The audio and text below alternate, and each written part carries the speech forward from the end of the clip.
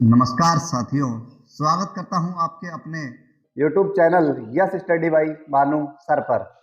साथियों, आशा है आप सब लोग अच्छे होंगे। इसी आशा के साथ शुरुआत करेंगे आज के सेशन की। साथियों, हम देख रहे हैं राजस्थान में कला एवं संस्कृति, और कला संस्कृति में हमारा टॉपिक चल रहा है लोक देवियां। लोक देवियों में साथियों कल हमने देखा था कि जीण माता और करणी माता के बारे में। जीण माता का प्रमुख मंदिर रेवासा गांव जो सीकर जिले के अंदर स्थित है वहां पर था, और करणी माता का प्रमुख मंदिर बीकानेर जिले के नोखा तहसील के अंदर देशनो गांव में था। साथियों, आज हम बात करेंगे सकराय माता के बारे में। साथियों, एक एक करके सभी लोग देवियां हमें पढ़नी है। तो साथियों, हम शुरुआत करते हैं सकराय माता। साथियों, सबसे पहले ध्यान रखें सकराय माता के बारे में। कहा जाता है कि सकराय माता झुंझुनू के अंदर एक जगह पड़ती है। साथियों, झुंझुनू के अंदर एक जगह पड़ती है उदयपुर वाटी। उदयपुर वाटी एक जगह है झुंझुनू के अंदर, वह इनका राजस्थान के अंदर प्रमुख मंदिर है। राजस्थान की बात करेंगे साथियों तो उदयपुर वाटी के अंदर सकराय माता का प्रमुख मंदिर है। कहा जाता है कि एक बार बहुत भयंकर अकाल पड़ा, वहां की प्रजा के लिए, वहां के लोगों के लिए खाने के लिए कुछ नहीं बचा था। इस कारण क्या किया, सकराय माता ने वहां साग सब्जी पैदा कर दी और इनका नाम पड़ गया शाकंभरी माता। शाकंभरी, साग सब्जी पैदा करी, इस कारण से इनका नाम क्या पड़ गया, शाकंभरी माता। कुछ ये कहानी। उसके अलावा देखें, उसके अलावा हम इनके बारे में बात करें तो साथियों ये चौहानों की इष्ट देवी है।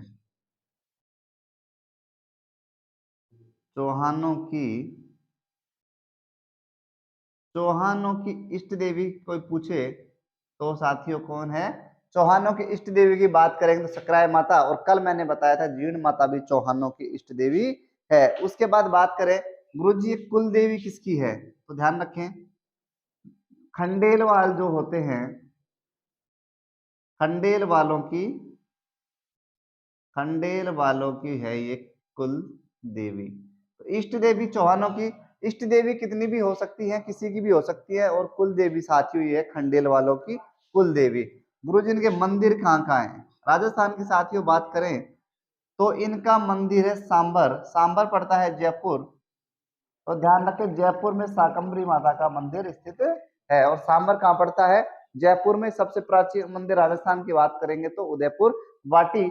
उसके बाद बात करें साथियों, यूपी के अंदर एक जगह पड़ती है सहारनपुर।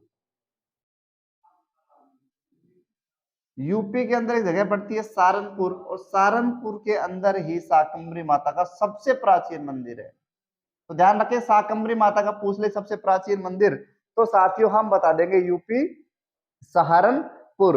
उसके बाद बात करें इनके बारे में तो इनकी जो अपन नवरात्रा करते हैं, नवरात्रों का जो पूजन होता है, 9वें दिन शाकंभरी माता की पूजा होती। 9वें दिन शाकंभरी माता की पूजा होती है। तो साथ ही ध्यान रखें 9वें दिन शाकंभरी माता की पूजा होती है। 8 दिन तक अलग अलग देवी देवताओं की पूजा होती रहती है। उसके बाद बात करें साथियों, इनकी मूर्तियां कहीं कहीं इनको 4 भुजाओं तथा कहीं 8 भुजाओं के रूप में पूजा जाता है। कहीं कहीं साथियों इनको 4 भुजाओं तथा कहीं कहीं साथियों इनको 8 भुजाओं के रूप में पूजा जाता है। साथियों, वैष्णो देवी या वैष्णो माता, उसके अलावा चामुंडा माता, कामाख्या माता, कांगड़ा वाली माता, ज्वाला माता और शताक्षी देवी आदि के ये सब सकराय माता के ही रूप हैं। उसके बाद बात करें उत्तर भारत की बात करें, उत्तर भारत की हम बात करें साथियों तो उत्तर भारत में इनका दूसरा सबसे बड़ा मंदिर है। उत्तर भारत की बात करें, उत्तर भारत का दूसरा सबसे बड़ा मंदिर किसका है, दूसरा सबसे बड़ा मंदिर है उत्तर भारत का दूसरा सबसे बड़ा मंदिर की बात करेंगे तो वो किसका है, सकराय माता का। पहला गुरुजी दूसरा है तो पहला किसका है, तो पहला साथियों है पहला नंबर पे आता है वैष्णो माता, पहले नंबर पे है वैष्णो माता का। उत्तर भारत की हम बात कर रहे हैं तो सबसे बड़ा मंदिर है वैष्णो माता। और दूसरा सबसे बड़े मंदिर की हम साथियों बात करेंगे तो वो हमारी है कौन सी, वैष्णो माता। उसके बाद बात करें साथियों, उसके बाद बात करें, ये ध्यान रखें कि 90 दिन जो पूजा होती है, यह हम कहते हैं चैत्र कृष्णा अष्टमी। अष्टमी के दिन जिस देवी की पूजा करी जाती है नवरात्रा में, अष्टमी के दिन पूजा करी जाती है साथियों सकराय माता की। उसके बाद साथियों और हम बात करें, इनका जो मंदिर है उसका जो जीर्णोद्धार या पुनर्जीर्णोद्धार करवाया, उन राजा का नाम था, यूपी के राजा थे, यूपी के राजा थे जिनका नाम था पीताम्बर सिंह। पीताम्बर सिंह ने सकराय माता का मंदिर का जीर्णोद्धार करवाया। तो ध्यान रखें पीताम्बर सिंह यूपी के राजा थे। उसके अलावा ध्यान रखें जो इनकी मुख्य प्रतिमा लगी हुई है कहाँ, यूपी सहारनपुर के अंदर।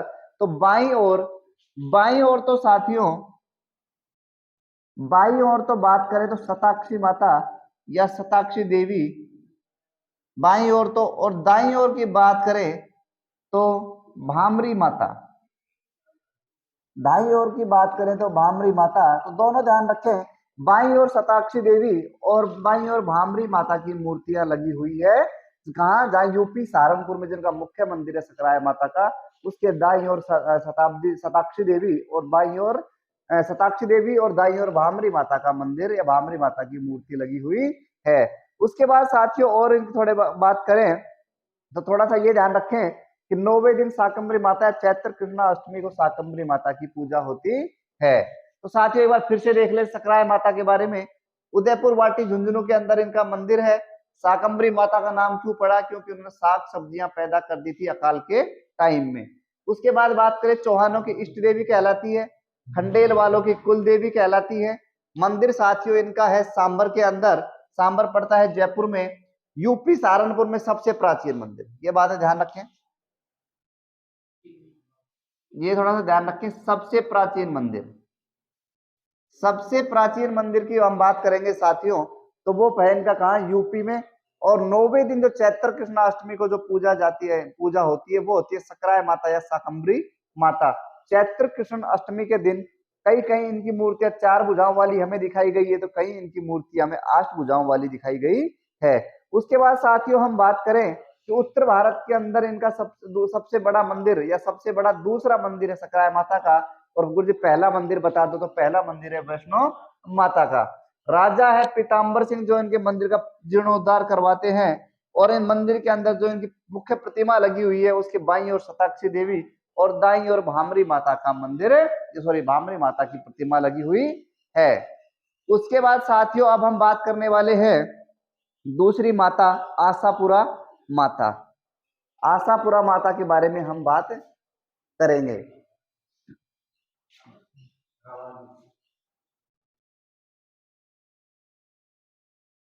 दूसरी हम बात करेंगे आशापुरा माता की।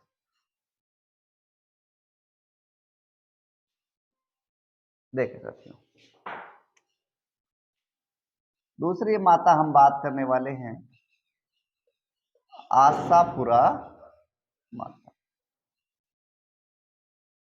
आशापुरा माता के बारे में बात करें हम तो इनका मंदिर कहाँ का है, राजस्थान के अंदर नाडोल। नाडोल साथियों पड़ता है पाली के अंदर।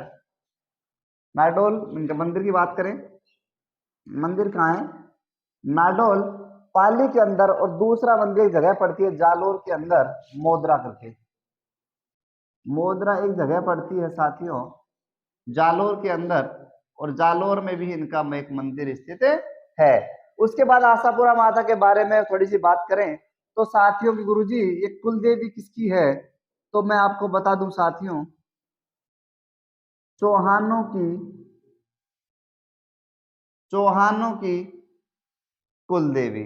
किसकी कुल देवी है साथियों, चौहानों की कुल देवी। और उसके बाद बात करें चौहानों के साथ साथ साथियों ये बिस्सा जो ब्राह्मण होते थे, बिस्सा ब्राह्मण, बिस्सा ब्राह्मणों की भी कुल देवी है, बिस्सा ब्राह्मणों की कुल देवी। बिस्सा ब्राह्मणों की कुल देवी और चौहानों की कुल देवी कौन सी है? आशापुरा माता। उसके बाद साथियों हम बात करें कि इनकी जो पूजा करती है महिलाएं, पूजा के समय घूंघट निकालकर पूजा करी जाती है कौन सी लोक देवी की? तो ध्यान रखेंगे आशापुरा माता की घूंघट निकाल कर की जाती है पूजा। तो ध्यान रखें पूजा इनकी घूंघट निकाल कर की जाती है साथियों। और बात करें, एक तो घूंघट निकाल लेते हैं, दूसरा इनकी पूजा करने वाली महिलाएं हाथों में मेहंदी नहीं लगाती, मेहंदी नहीं लगाती है। इतनी बातें ध्यान रखें कि किस लोक देवी की पूजा करते टाइम महिलाएं मेहंदी नहीं लगाती और घूंघट निकाल कर पूजा करती है? तो आशापुरा माता।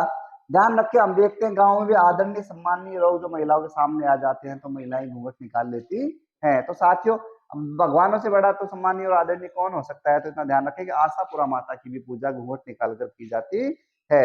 इनकी जो क्या नाम है मूर्तियां है, उनमें इनकी 7 जोड़ी आंखें दिखाई जाती हैं, टोटल 14 आंखें। तो ध्यान रखें प्रतिमा के अंदर 7 जोड़ी आंखें, कितनी? 7 जोड़ी आंखें प्रतिमा के अंदर दिखाई गई हैं आशापुरा माता की। तो कोई एग्जाम में सवाल, एग्जाम में प्रश्न पूछ सकता है साथियों कि 7 जोड़ी आंखों वाली कौन सी देवी है लोक देवी? तो आशापुरा माता हम सही आंसर लगा देंगे। इनका एक मंदिर राजस्थान के बाहर भी स्थित है साथियों, वो पड़ता है गुजरात के अंदर। सबसे बड़ा जिला है गुजरात का कच्छ। कच्छ के अंदर, कच्छ जो जिला है उसके अंदर भी आशापुरा माता का मंदिर स्थित है। साथियों एक बार फिर से देख ले आशापुरा माता के मंदिर के बारे में। मंदिर राजस्थान में नाडोल पाली में स्थित है, मुख्य मंदिर नाडोल। दूसरा है मोदरा जालोर के अंदर। चौहानों की कुल देवी, साथ ही बिस्सा ब्राह्मणों की भी कुल देवी है आशापुरा माता। पूजा करी जाती है साथियों, घूंघट निकालकर इनकी पूजा करी जाती है और पूजा करने वाली महिलाएं मेहंदी नहीं लगाती है। 7 जोड़ी आंखें इनकी मूर्तियों पर दिखाई गई है, इनकी प्रतिमा पर, कि 14 आंखों वाली आशापुरा माता। और गुजरात कच्छ के अंदर भी इनका मंदिर स्थित है। साथियों ये थी आशापुरा माता। अब हम देखने वाले हैं साथियों नई लोक देवी।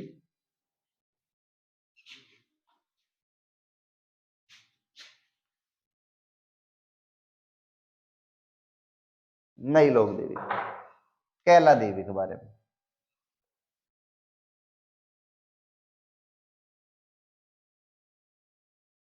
कैला देवी के बारे में देखिए कुछ इंपोर्टेंट बातें। सबसे पहले साथियों कि इनका मंदिर कहाँ है? देखिए इनका मंदिर साथियों स्थित है करौली के अंदर, और करौली के अंदर पड़ता है एक पर्वत जिसका नाम है त्रिकूट पर्वत। त्रिकूट पर्वत है करौली। और त्रिकूट की पहाड़ी पूछेगा तो साथियों कमेंट में आप आंसर बताएं। त्रिकूट पर्वत कहाँ पड़ता है साथियों? करौली। कह दूं मैं कि जो चंबल नदी है उसके जो बीहड़ थे, बीहड़ में एक गांव पड़ता है जिसका नाम था कैला ग्राम या कैला गांव। और कैला गांव में होने के कारण ही माता का नाम पड़ गया कैला देवी। उसके बाद साथियों बात करेंगे इनके बारे में। कुछ लोग कहते हैं इनके बारे में कि ये हनुमान जी की माता, हनुमान जी की माता अंजना है। हमने देखा है माता अंजनी का लाल हनुमान जी महाराज, तो इनको हनुमान जी की माता भी बताई जाती है। कुछ किताबें कहती हैं, कंस के बारे में हमने कहानी सुनी है कि वासुदेव और देवकी की जो कंस की बहन थी कौन? देवकी। और शादी होती है वासुदेव से, एक घोषणा हो जाती है कि जो देवकी से जो 8वां पुत्र जो पैदा होगा वो कंस का वंश को खत्म कर देगा। तो कंस ने कहा कि मैं इसके पुत्र पैदा नहीं होने दूंगा, सबको मार दूंगा। कहा जाता है कि जब छह लड़कियां पैदा होती है देवकी के, तो एक एक करके कंस सबको मार देता है। लेकिन जब 7वीं कन्या पैदा हुई, 7वीं लड़की पैदा हुई, तो कंस जाता है मारने के लिए। और कहा जाता है जैसे ही कंस उस लड़की को उठाकर नीचे पटकने लगता है तो साथियों वो लड़की हाथ से छूटकर आसमान में चली जाती है। और कहा जाता है कि बिजली बन गई और घोषणा, और फिर क्या नाम है वो वहां से बिजली से आता है, भविष्यवाणी होती है कि अब कंस के वंश को मैं खत्म करूंगी। और उसके बाद जब तो अब वर्तमान में हम देखते हैं कि कहीं बारिश होती रहती है, बिजलियां चमकती है, तो अपन कहते हैं भाई कांसे के जो बर्तन है उनको अंदर रख दो, निकल बिजली पड़ जाएगी। तो इसी कारण से ही कहा जाता है कि कांसे के जो बर्तन है उनको अंदर रख दो, बिजली पड़ जाएगी, ये बात थी। तो कई लोग इनको क्या बताते हैं साथियों इनको ये बताएंगे क्या, वासुदेव देवकी की पुत्री, वासुदेव प्लस देवकी की सातवीं पुत्री, ध्यान रखेंगे सातवीं पुत्री। आठवां पुत्र होता है कृष्ण जी जो कंस का नाश करता है। तो इसके बारे में कुछ ये बात केला देवी के बारे में। और हम बात करें कि इनको अब क्या बता दिया, अगर वासुदेव देवकी की पुत्री हुई तो भगवान कृष्ण की बहन हुई कि नहीं हुई, कृष्ण आठवीं संतान थी। तो ध्यान रखें कृष्ण की बहन और वासुदेव देवकी की सातवीं पुत्री।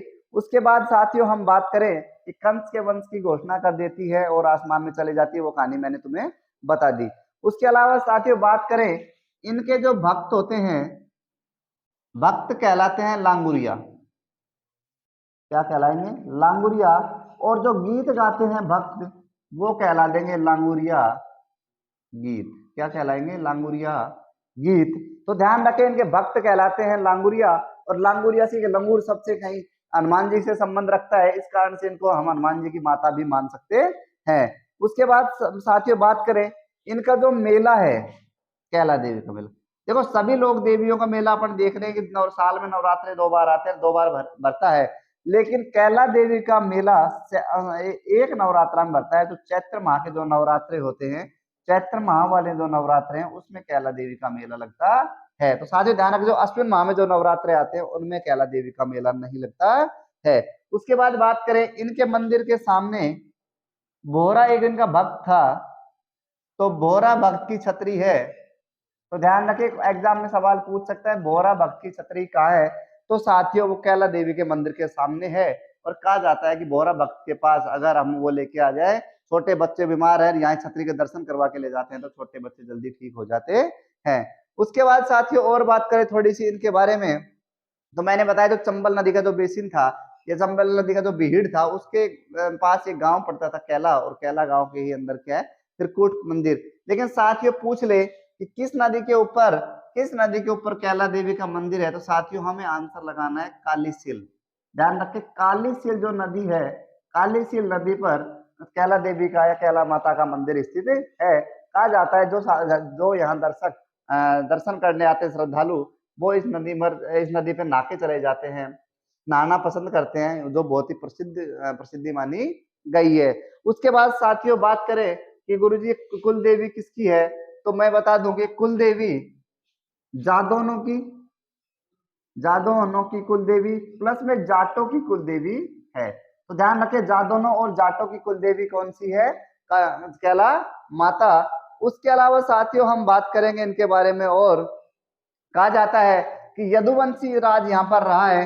यदुवंशी राज से पहले, यदुवंशी जो राज था उससे पहले जो गागरोन के खींची वंश था, खींची वंश का यहाँ शासन था।